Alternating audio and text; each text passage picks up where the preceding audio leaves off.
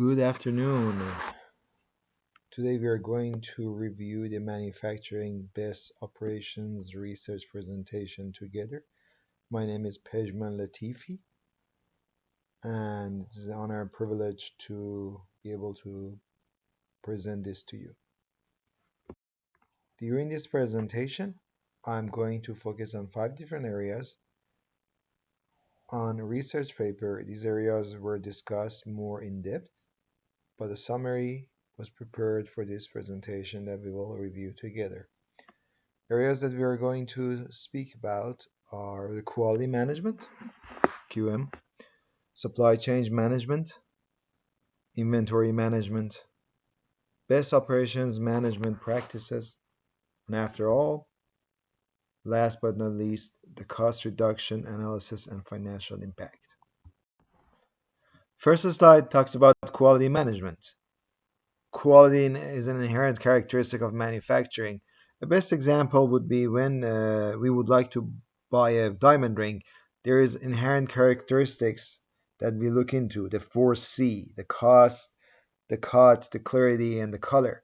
So when we come bring that uh, idea to manufacturing world, quality would be our one of those C's basically would be an inherent characteristics. Company that I reviewed for this research and for this presentation is Daimler, Detroit Diesel to be specific, the company that I've worked for, based in Detroit, Michigan, plant in Redford, Michigan, and we produce heavy duty and medium duty products such as engines, the whole powertrain, engines, transmission, and front and rear axles. And in Saltillo, we produce our after treatment systems. Assembly and machining both take advantage of highly trained quality engineers at Detroit Diesel, and the quality management and quality assurance teams make sure that quality feedback loops take place. Product verification lab, you have you have folks out there that they look at the product and the process both to make sure they're all followed, and a very good product without any flaws would be leaving our doors to be delivered to the customer, our first customer, which is the truck plant. We have the field quality and warranty that covers when the product is basically the truck is delivered to the actual customer that will use it on the road. It could be a small one or two truck company, or it could be a fleet owner, such as Penske, Schneider, and such, that they have hundreds and hundreds of trucks on the road. Next area is the quality management systems that is in charge for the future product projects and is in charge for audits to make sure that internal audits take place on a regular basis and support the external audits to make sure that basically keep all the departments on their toes and make sure that everybody follows all the procedures and methods in place. Next area I would like to discuss with you is the supply chain management. The supply chain, in my perspective, is truly the backbone of an organization. It would make or break it, because if a company, specifically my company that is in manufacturing field, if we run out of parts, the line will be down, and that downtime cause damages long term and short term. The job that the supply chain management has to do is basically managing of goods and services, including all processes. It's parts from the supplier to the warehouse, and from the warehouse to the line side. And we do have the centrally control linked production, shipment, and distribution. One of the things that supply chain is in charge of is the network planning. Is one of the things that I specifically in charge of is on cutting back on the excess parts, which is a cost saving activity in a specific. Another area of my day-to-day activities are is managing the inactive and obsolete parts, and that basically those two would probably cover about 50% of my responsibilities. The other 50% is continuous improvement in my area, in the supply chain area or department, as well as doing the ramp downs. Now, ramp downs are absolutely the opposite of when we have a ramp up. When we have a ramp up, we have to bring a new product in. We have the series management department support a new project, quality, manufacturing, um supply chains, supplier management. They all get together. They do a cross-functional team, and basically bring in the pre-series. Documentation is involved. Launch change management is involved. We bring in a new product. We do the pre-series, help of engineering. They make those pre-series. Let's say engines. We make those engines. If they're all well, then we slowly move on to the next phases until the product becomes goes from the pre-series to series. It changed from the project to the series management within their departments, the two groups, and from the supply chain we hand it from documentation we hand it over to this supplier management to manage the parts, bringing them in. Now, the other side that I manage and I'm in charge of, uh, it's a blessing and a curse because I'm the only one in charge. So it's a lot of power, but at the same time, it's a lot of responsibility. Is this when I do the ramp down, when it's the sundown of that product line, and management decides that the part's supposed to go away or the product's supposed to go away, and therefore I go ahead and start the cross-functional team from different departments to get support to do exhaustion of the excess parts, exhaustion of the parts that we have on hand. They are not excess, but they are. We make sure we eliminate or maybe I should say reduce instead of eliminate, reduce the number of parts coming in to be able to have a successful ramp down. Our goal is zero leftover, zero excess parts, but that's in a real world impossible. So with all the lead times and mistakes sometimes that vendor schedulers make or day-to-day basis of the business or the orders dropping out, overall my efforts are towards having less than a 10% excess parts. There's always a budget aside that I decide working with accounting to be able to put aside for each ramp down project. But sometimes we get lucky and we go ahead and save some at the end, and sometimes we don't get lucky and we even request more, which is unfortunately hits the EBIT at the end of the year. Next, we talk about the inventory management. And inventory management is basically the supervision of non capitalized assets, which are our inventory. Supplier management oversees the shipment of parts to the plant or external warehouses. We do have external warehouse, a third party logistics, or called 3PL. And the logistics department oversees the transfer from the external warehouse to the plant. Now, the inventory management is in charge of direct inventory management, support supply chain on excess inventory management. So I work very closely with my counterpart in basically logistics and production planning or inventory management, basically, to work on the excess inventory and be able to find a home for them, dispositioning and similar cases, or try to allocate them to service or remanufacturing to be able to exhaust those, do cost saving and reduce cost and increase efficiency. They do support supplier management and part distribution and also on production readiness. Best operation management practices.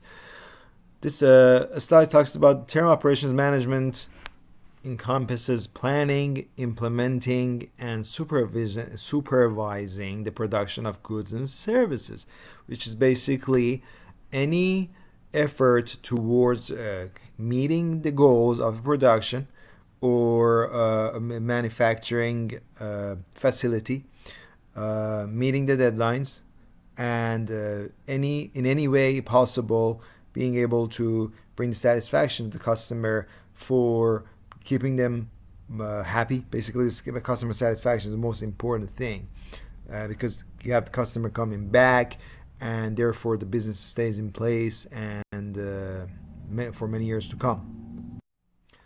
This slide talks about cost reduction analysis and financial impact of it. So there are different methods used to eliminate waste and improve production. There's ways that they are lean manufacturing, that Lean Six Sigma talks about. There's Kaizen. We have something called a TOS department. It's called basically the name is Truck Operating System Department, but their job is basically eliminating waste. So we have specific people that they were trained, they're seasoned in the lean manufacturing practices area.